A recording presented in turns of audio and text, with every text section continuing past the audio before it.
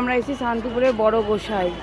এখান থেকে বিগ্রহ সরিয়ে দেওয়া হয়েছে। হ্যাঁ, এখানে মানুষ সব রাজ দেখবে বলে সব আছে এইভাবে এইভাবে। হ্যাঁ, এইখানে থাকার জন্যই বলেছিল। তা আমরা এবার বিগ্রহটা দেখি কোথায় আছে। তো অলরেডি বিগ্রহ গাড়িতে তোলা হয়ে গেছে। তো এই যে বড় গোসাই শান্তিপুরে রান্না বান্না হচ্ছে, সব রান্না বান্না করছে, দিয়ে বেরোবে। সেই বড় গোস্বামী বাড়ি। তো বড় গোসাইদের সেবিত বিগ্রহ দুটো আছে, এখানে একটা আছে।